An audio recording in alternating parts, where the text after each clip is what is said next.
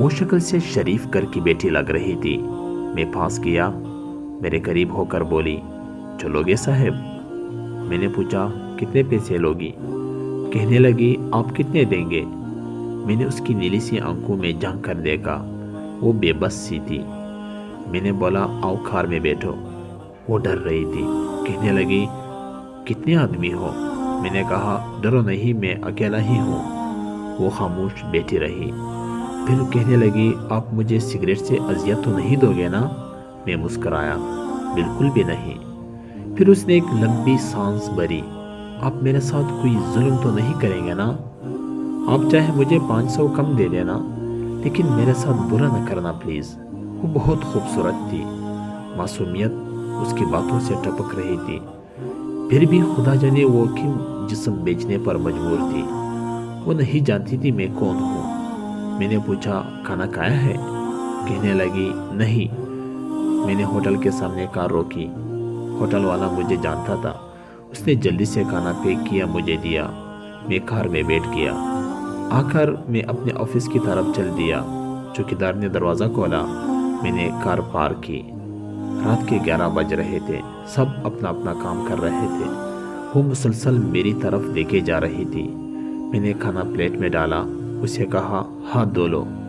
وہ کہنے لگی، میں نے نہیں کھانا۔ میں نے پیار سے کہا، ڈرو نہیں، کچھ نہیں ہوگا۔ وہ ہاتھ دھو کر آئی، میرے سامنے کرسی پر بیٹھ گئی اور کھانا کھانے لگی۔ جب کھانا کھا لیا تو کچھ کھانا بچ گیا۔ کہنے لگی، یہ میں گھر لے جا سکتی ہوں؟ میں مسکرایا، بالکل بھی نہیں۔ وہ چپ ہو گئی، برقع اتارنے لگی۔ میں نے کہا، رک جائیے، میرے پاس آ کر بیٹھ جائیے۔ وہ حیران تھی، میری آنکھوں میں دیکھ کر بولی، جلدی سے اپنا کام کرے، مجھے واپس چھوڑ آئیے۔ میں نے کہا، نہیں۔ پوچھوں گا، کیوں کرتی ہو ایسا؟ کیوں بیچتی ہو جسم؟ بس اتنا کہوں گا، چھوڑ سکتی ہو کیا یہ سب؟ وہ میرے چہرے کی طرف دیکھنے لگی، آپ پاگل لگ رہے ہیں مجھے۔ میں نے اس کی آنکھوں میں دیکھا، ہاں پاگل ہی ہوں، سب پاگل ہی سمجھتے ہیں مجھے۔ وہ کہنے لگی، اگر کچھ کرنا نہیں تو مجھے واپس چھوڑ کر آؤ۔ میں نے اس کے سر پر ہاتھ رکھا، پھر پر سے 10,000 نکالے، اس کے ہاتھ پر رکھ دیے۔ وہ حیران تھی، کہنے لگی، میں نے نہیں لینے، آپ کیوں دے رہے ہیں یہ پیسے مجھے؟ میں نے اس کے چہرے پر ایک تکن محسوس کی تھی۔ وہ اپنے آنسو روکے بیٹھی تھی، بار بار کہہ رہی تھی، مجھے بس واپس چھوڑ کر آؤ، مجھے ڈر لگ رہا ہے۔ میں نے اسے یقین دلایا، ڈرنے کی کوئی بات نہیں ہے۔ اچھا بتاؤ نا، بہت درد دیا ہے نا زندگی نے؟ یہ سننا تھا۔ اس کی آنکھیں نم ہو گئی تھی، جیسے کوئی قیامت گر گئی ہو۔ میں سمجھ چکا تھا، کوئی بہت بڑا درد لیے گھوم رہی ہے۔ دروازہ کھولا، کھمتی آواز میں بولی، مجھے چھوڑ کر آؤ واپس۔ میں نے اسے بیٹھنے کا کہا، بتایا، میرا نام یہ ہے، ڈرو نہیں، خود کو محفوظ سمجھو۔ اسے جب یقین ہو گیا پریشانی والی کوئی بات نہیں ہے تو بتانے لگی، شوہر مر گیا، 3 بیٹیاں ہیں، سسرال والوں نے نکال دیا، ماں باپ فوت ہو چکے ہیں، بھائی کوئی نہیں ہے۔ ماموں کے گھر آئی، ماموں کے بیٹے نے میرے ساتھ زیادتی کی۔ میں نے جب مامی کو بتایا تو سب نے مجھے غلط کہا، مجھے دھکے دے کر گھر سے نکال دیا۔ دور کے رشتہ دار نے ایک بوڑھے سے میری شادی کروائی، اس کے بھی بچے تھے، اس کے بچوں نے مجھے بہت ذلیل کیا۔ پھر وہ شوہر بھی فوت ہو گیا، بیٹیوں کو لیے در بدر لیے بھٹکنے لگی، نہ چھت تھی نہ روٹی تھی، بھوک و افلاس تھی۔ سڑک پر کھڑی تھی، ایک صاحب آئے، کہنے لگے 1 گھنٹے کے 5,000 دوں گا۔ نہ چاہتے ہوئے بھی ماں کی ممتا حالات کی ستائی ہوئی کیا کرتی، آخر چل دی۔ اب ہر روز جسم بیچتی ہوں، کرائے کا گھر لیا ہے، بیٹیوں کو اکیلا چھوڑ کر آتی ہوں، کیا کروں؟ بہت بار سوچا خودکشی کر لوں، لیکن بیٹیوں کو دیکھ کر ہمت نہیں ہوتی۔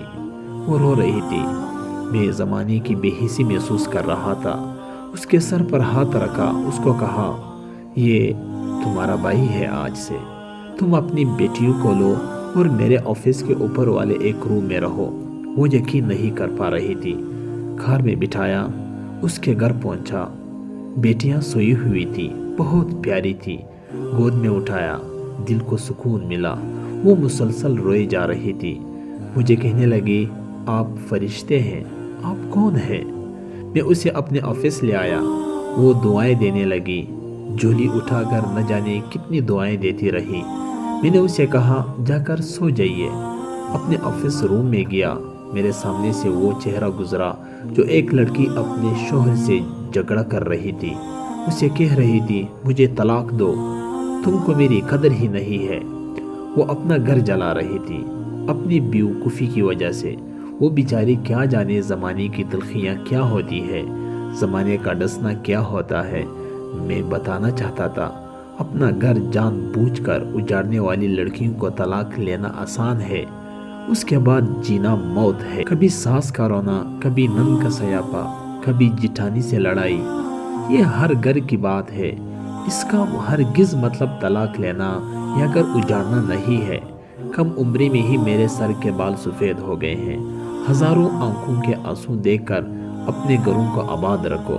عورت خدا کی قسم میرے معاشرے کی زنجیروں میں جکڑی ہوئی ایک قیدی ہے، کبھی باپ کی پگڑی پہ لٹ گئی تو کبھی ساس کے زہر آلود لہجے پہ، کبھی شوہر کے انا پہ خاک ہو گئی تو کبھی اولاد کی وجہ سے۔